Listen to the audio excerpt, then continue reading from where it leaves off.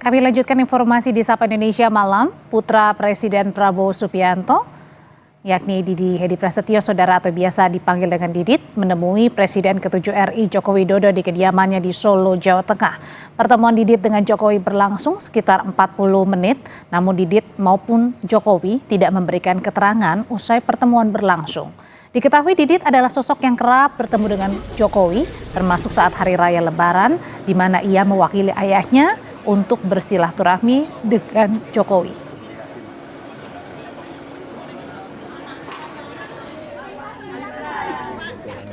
Partai Solidaritas Indonesia (PSI) merespons pertemuan Didit Prabowo dengan Jokowi di Solo, Jawa Tengah. PSI menyebut pertemuan itu dilakukan sebagai bentuk silaturahmi dan persahabatan. Menurut Ketua Bidang Politik DPP PSI Bestari Barus, Didit menyempatkan diri bertemu Jokowi atas dasar adab pergaulan kepada yang lebih tua. Selain itu, sikap Didit juga menunjukkan persahabatan yang hangat antara ayahnya Prabowo dengan Jokowi. Rangka kegiatan muharaman ada di keraton, salah satu keraton gitu ya, atau bahkan mungkin dua, dan menyempatkan diri untuk mampir gitu sowan ke Pak Jokowi, kami kepada yang lebih tua, dan tentu didasari oleh bahwa Mas Didit ini paham betul bahwa persahabatan antara ayahanda beliau Pak Prabowo Subianto, presiden kita, dengan Pak Jokowi, presiden ke-7, itu adalah persahabatan yang tulus dan yang baik. Wakil Presiden Gibran Rakabuming mengajak mahasiswa hari ini ikut kunjungan kerja ke daerah. Sementara hari ini juga putra Presiden Prabowo, Didit Prabowo, menemui Jokowi di Solo. Bagaimana membaca dua peristiwa ini? Kita bahas bersama Kepala Pasca Sarjana Politik FISIP UNER, Erlangga Pribadi. Mas Erlangga, selamat malam. Selamat malam. Hadir juga Ketua Umum Rampai Nusantara Mardiansyah Semar. Mas Semar, selamat malam. Malam, Audrey. Mas Erlangga, saya mau tanya dulu nih. Saat marak demo mahasiswa hari Senin, Gibran menerima mahasiswa. Terus kemudian berlangsung hari ini saat pergi kunjungan kerja meninjau MBG Koperasi Desa Merah Putih, Gibran ini justru mengajak mahasiswa yang biasa-biasanya tidak pernah. Tapi hari ini juga ada kunjungan Mas Didit, putra Prabowo, ke Solo, Jawa Tengah menemui ayah dari Gibran, yakni Jokowi.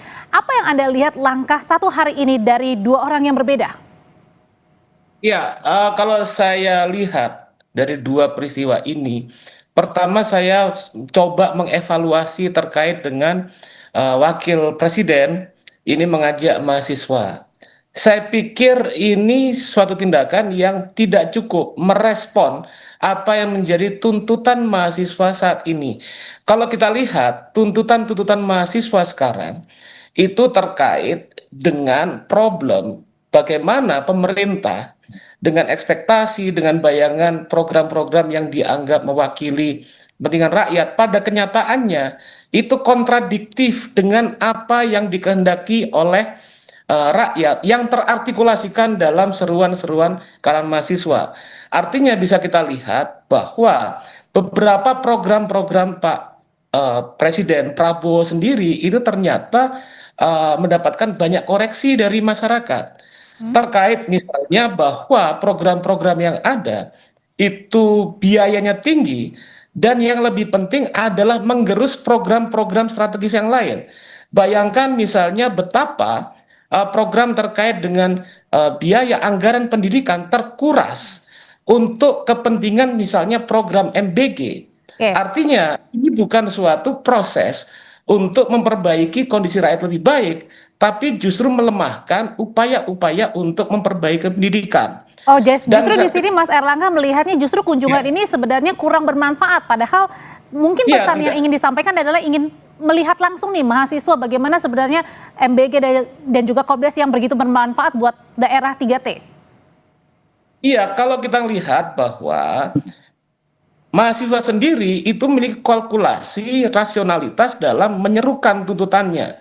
Artinya problem utamanya adalah dalam perencanaan kebijakan itu terjadi masalah terkait dengan bagaimana kemudian program tersebut kan pada kenyataannya program tersebut tidak hanya pada wilayah 3T, tapi dibuat dalam skala yang lebih luas, sehingga mengurangi hal-hal yang lebih penting terkait dengan misalnya isu anggaran pendidikan, Oke. gitu. Nah, ini tidak dipertimbangkan oleh pemerintah, dan lebih dari itu misalnya kemudian bahwa ternyata respon pasar internasional sendiri itu kemudian tidak Ya. positif, gitu. Oke, itu Ini satu. yang juga. Oke, nah itu satu soal Gibran yang mengajak mahasiswa ya, Mas Erlangga. Nah, tapi Ya, ya, kemudian di betul. hari yang sama hari ini, putra Presiden Prabowo, Mas Didit, juga menemui Pak Jokowi di Solo. Ada apa ini? Kebetulankah atau Nah, sesuatu yang tidak kebetulan sebenarnya?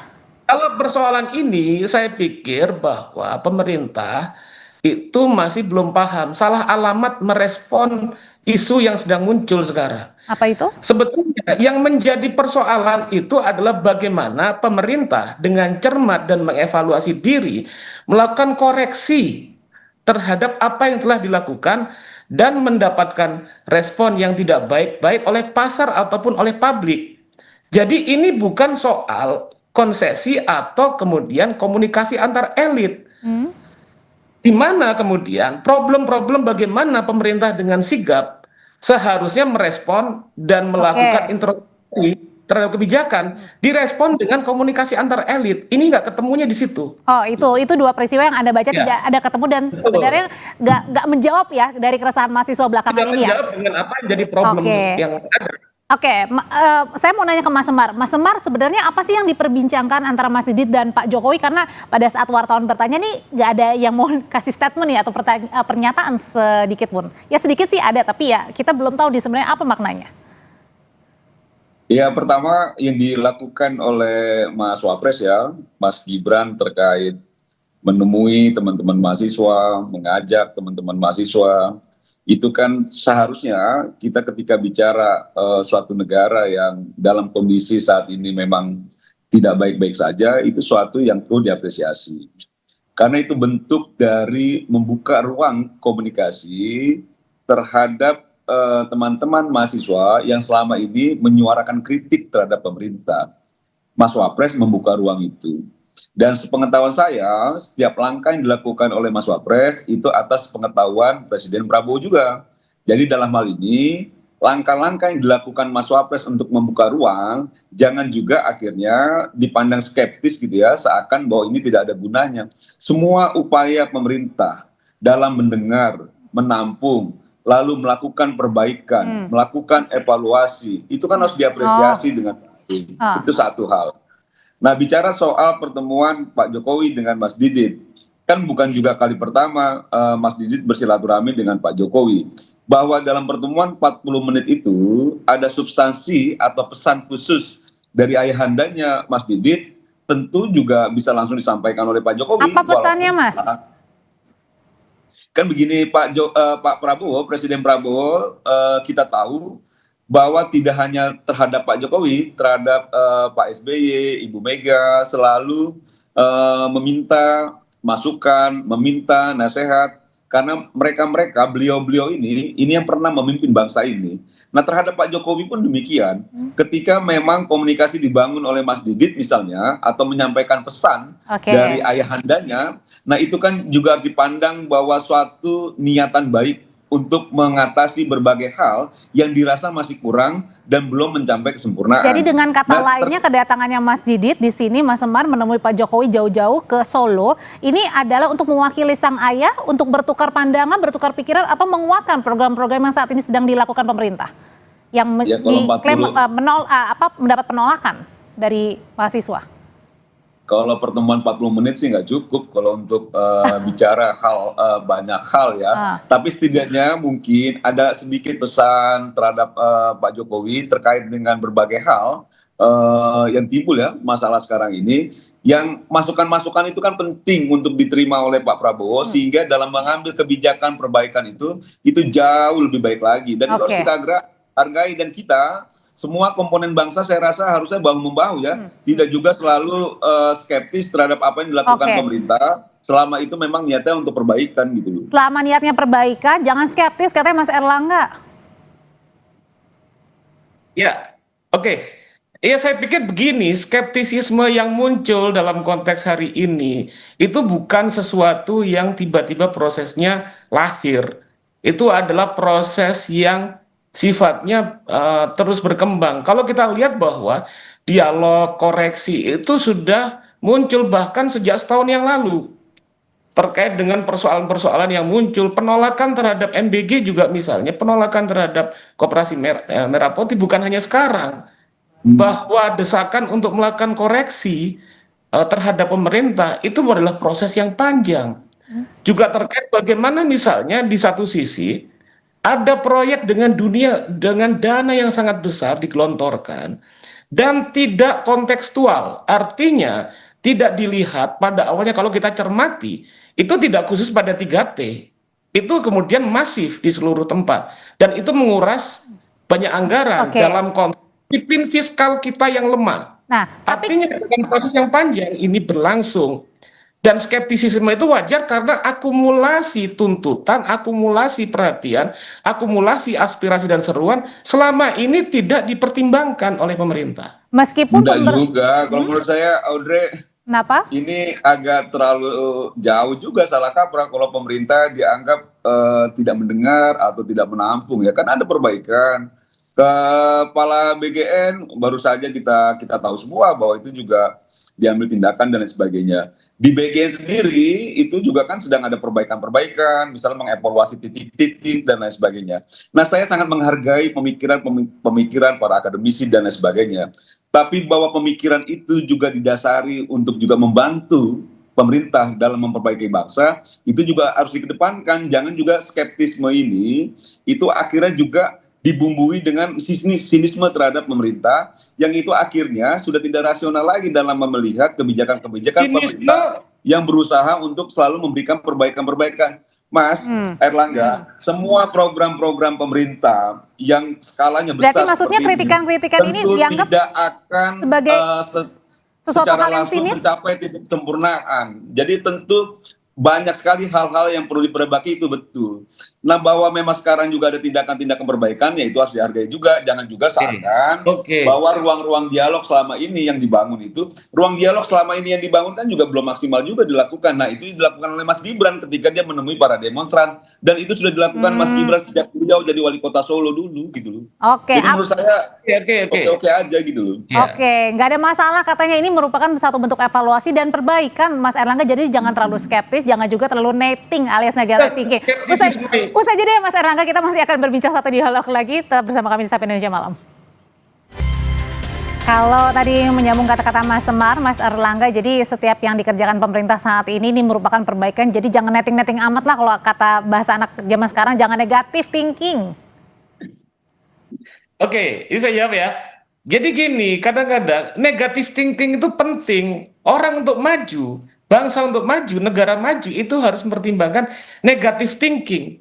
Gitu loh. Ini yang sebetulnya harus menjadi pesan yang diserap oleh pemerintah gitu. Jadi istilahnya jangan baper dengan adanya negatif thinking, karena negatif thinking itu membuat kita maju ke depan gitu. Kalau kita lihat misalnya, misalnya kita lihat MBG, Koperasi Merah Putih itu penting segala macam.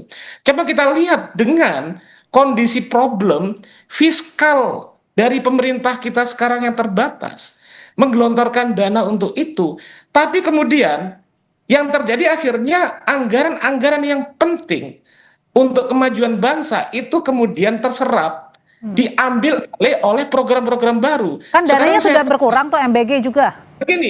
Begini, saya tanya ya, kalau kita problematisir persoalan ini, gitu. Untuk MBG, untuk Koperasi Merah Putih besar. Sekarang saya tanya, berapa persen anggaran untuk riset dan teknologi kita? Kalau kita mau benar-benar menempatkan Indonesia sebagai Indonesia Emas 2045. Anggaran dari riset teknologi kita cuma 0,3%. Artinya?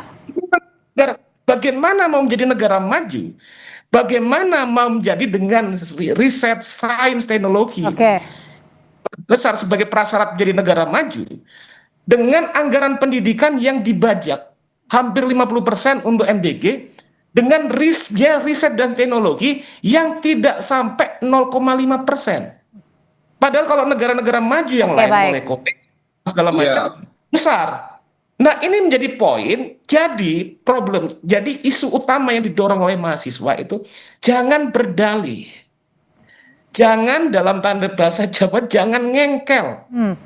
Dan ada pemerintah itu nggak berdalih Terkait loh, dengan Mas. apa yang Pemerintah itu sudah melakukan tuntutan, perbaikan. yang menjadi tuntutan dari rakyat Tapi yang memang sekarang dengan akhirnya kondisi yang ada. saya semakin Karena meyakini problem sekarang pertama, apa yang selain disampaikan problem Mas pasar, Erlangga ini problem juga pasar diurus tidak sama kepentingan tidak Mas merespon dengan Erlangga baik. ini Problem secara kedua soal riset adalah dan lain bahwa sebagainya. Oke, biaya satu-satu. pendidikan kita, biaya pendidikan kita Itu, saat nah. ini tidak mendapatkan Nah, saya tadi perhatian melihat yang dari penting. Oke, Mas Riset dan Erlangga. sebagai prakondisi dari terhadap apa yang negara disampaikan untuk menjadi oleh Mas negara Erlangga. maju Oke. tidak Sehingga mendapatkan muncul sinisme, perhatian ya. yang benar, yang besar. Nah, ternyata Oke, Jadi kita- pemerintah, Mas Erlangga bagaimana sebentar. kita mau menjadi negara yang maju dengan riset dan teknologi biayanya di bawah dari lebih dari 4 0,5%. kali disebut Gimana soal tuh Mas riset, Semar? ya. Coba jawab Mas Semar. Iya, jadi Itu maksud yang jadi saya masalah. begini ya. Itu yang jadi masalah semua kita akademisi, sekarang. Ya. semua Di mana pengamat Bentar Mas Erlangga, coba kita boleh dengar Mas Semar dulu. Oke. untuk memberikan masukan, pendapat, kritik boleh. Tapi ketika kritik pendapat itu sudah didominasi oleh sinisme, apalagi soal pikiran yang politis, itu yang tidak dibenarkan.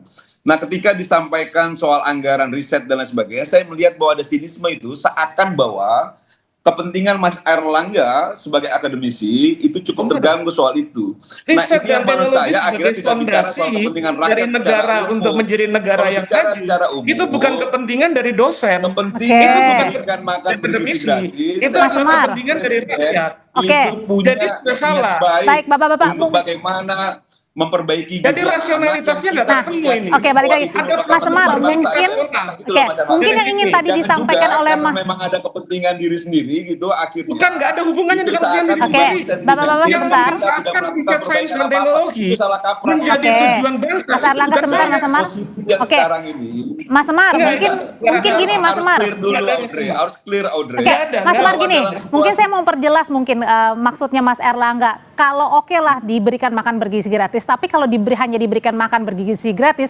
tapi pendidikannya juga dipertanyakan, misalnya banyak juga siswa yang mungkin datang ke sekolah aja sulit, misalnya di wilayah 3T mereka harus naik perahu dan lain sebagainya, bukankah itu Semua juga menjadi diurus, Audrey. pertanyaan? Semua pemerintah urus, tapi bukannya mudah mengurus bangsa yang besar ini. Nggak mudah, Jadi kalau tapi juga misalnya harus memang rasional. kita ingin bahwa apa yang dilakukan pemerintah dalam skala besar ini itu berhasil, harusnya orang-orang seperti Mas Erlangga dan lain-lain itu juga mensupport secara penuh, bukan Kita juga mensupport karena dengan membangun kritik. skeptisme, Kita sinisme, support dengan yang akhirnya menjelaskan juga tentang punya apa nuansa yang politik rasional gitu dari loh. mengelola Dari negara. apa yang Oke. disampaikan, nah ini tidak benar menurut saya. Tidak Itu kompetennya bangsa Itu nggak ini, benar. negara ini, Akhirnya pemerintah akademisi ini berpolitik karena tuh, tidak kan gitu loh. menerima Oke. Karena rasionalitas. membangun seakan-akan Kebijakan. bahwa pemerintah itu tidak mendengar, pemerintah tidak melakukan perbaikan. Padahal yang kita lihat Baik. semua sedang dilakukan perbaikan dengan baik. Bagaimana bangsa ini maju? Nah ini harus Oke. disupport. Kalau gitu- Orang-orang Bukan juga dipatahkan Semar gitu loh. Nah ini itu akademisi merespon yang kurang suatu baik kritik menurut saya. seperti ini. Cara berpikirnya sudah di nuansa kepentingan-kepentingan Nggak lainnya ada. Ini rasionalitas. Sudah Oke, menghantui. kalau gitu pertanyaan selanjutnya, Itu bukan Bapak-bapak. rasionalitas. Iya. Kalau Itu gitu, lebih politis kalau menurut saya. oke, kalau gitu Karena faktanya kan begini, Mas Wapres ketemu oleh mahasiswa harusnya diapresiasi, bukan juga akhirnya sinisme. Oke. Mas Wapres mengajak mahasiswa Lebih untuk baik melihat kita langsung dengarkan dulu apa juga pertanyaan dari Oke, moderator. pertanyaan selanjutnya kalau agar gitu. tidak berasumsi. tapi Lebih baik kita mendengar dulu apa yang harusnya dibicarakan moderator. diapresiasi Oke. juga. Oke, Kan kalau gitu gitu loh. Mas Semar, Mas Erlangga, Didin saya juga mau tanya harusnya dulu ketemu Pak pendapatnya. Prabowo, Pak Bentar, Jokowi Mas Semar. harusnya diapresiasi juga gitu loh. Oke. Nah, ini yang menurut saya apa? Nah, oke, kalau sampai hari ini Pak Presiden kan memang kalau kita lihat kemarin juga ke Hambalang menteri-menteri pada datang. Tapi kemudian yang merespon lebih cepat sepertinya ya, merespon duluan adalah Mas Gibran yang kemudian terbuka, mahasiswanya datang ke Istana Wapres waktu hari Senin. Hari ini juga Mas Gibran kemudian berangkat bersama dengan mahasiswa ke daerah 3T.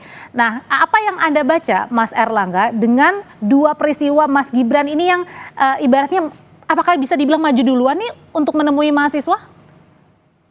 Saya tidak melihat tentang bagaimana respon dari masing-masing presiden atau wapres, tapi yang lihat adalah respon pemerintah dalam mendengarkan apa yang menjadi kritik atau suara yang berdasarkan pada landasan rasional. Kalau tadi saya utarakan terkait dengan pentingnya biaya riset dan teknologi, ataupun pendidikan, itu bukan kemudian kami egois. Jangan geser apa yang ditanya Oke, bentar, Mas Mar. Saya dulu apa Anda dulu? Ya. Saya dulu jelas. Oke. Ya, Nah, agak geser. itu bukan kepentingan egois, itu kepentingan rasional. Kalau kita lihat sejarah bangsa-bangsa, mau itu Cina, mau itu Korea, mau itu Amerika, negara-negara manapun, untuk menaik kelas, untuk menjadi bangsa yang besar, maka sains teknologi, pendidikan itu utama. Setuju saya.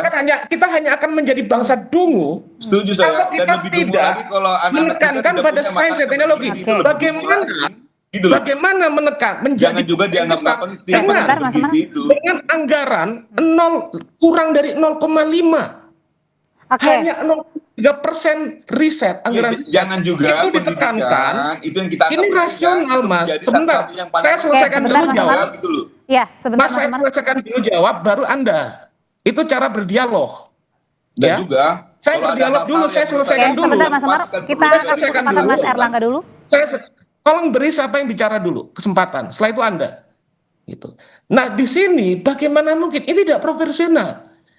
Anggaran makan bergizi gratis itu mengambil lebih dari 50% anggaran pendidikan. Sementara anggaran riset kita itu kurang dari 0,5%. Oke. Itu yang membuat kebijakan negara ini sudah tidak rasional. Dan itulah fondasi-fondasi penting dari kekecewaan dan tuntutan dari siswa dan rakyat.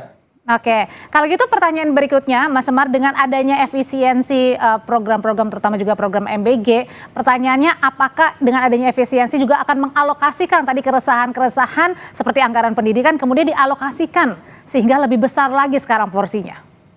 Nah, itu yang saya bilang, bahwa kan pemerintah juga sudah merespon apa yang menjadi kritik, melakukan perbaikan-perbaikan, itu juga harusnya diapresiasi. Tidak juga akhirnya perbaikan yang sedang dilakukan ini seakan-akan tidak ada gitu loh. Nah, ini yang menurut saya itu salah kaprah.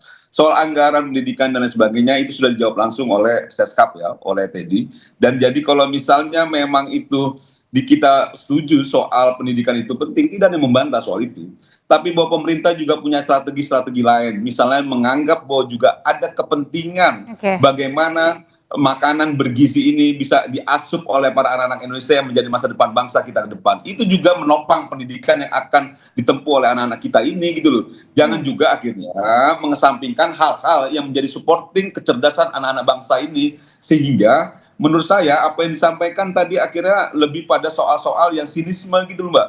Bukan juga akhirnya begini ya, situasi kondisi negara kita memang banyak sekali permasalahan-permasalahan harus diperbaiki. Sebaiknya memang para akademisi, pengamat jangan juga berpikiran secara politis, apalagi sinisme gitu. Tapi juga berpikiran yang jauh lebih juga memberikan dukungan-dukungan terhadap pemerintah, penguatan-penguatan agar apa yang ingin dicapai oleh pemerintah itu berhasil. Bukan dipatahkan semua apa yang dilakukan perbaikan pemerintah. Saya jawab ya. Singkat aja karena waktunya sudah habis, Mas Erlangga. Bahwa sebetulnya penguatan yang kita lakukan pada kehidupan negara itu dengan memberikan kritisisme dan skeptisisme. Ya kan didengar agar Mas pemerintah Erlangga, itu paham tentang bagaimana membangun kebijakan secara rasional. Itu harusnya diapresiasi. Jadi sebetulnya kita apresiasi dengan melakukan kritik, tapi tanpa apresiasi ketika kritik itu kritik dijawab itu dengan adalah bagian baik. dialog. Kan dijawab kritiknya Mas. Bagaimana kemudian kan dijawab adanya evaluasi soal anggaran. Satu sisi pemerintah sedang melakukan perbaikan, tapi satu sisi mahasiswa juga atau masyarakat ini melontarkan kritik sebagai bentuk kecintaannya terhadap bangsa dan juga negara. 50%. Mas Erlangga, terima kasih. Jangan juga kritik-kritik tanpa apresiasi. Mas Semar. Kritik sebagai apresiasi. Terima kasih Mas Semar. Mas Erlangga, terima kasih sudah kami dapat poinnya. Udah jelas itu. Selamat malam Bapak-bapak semua.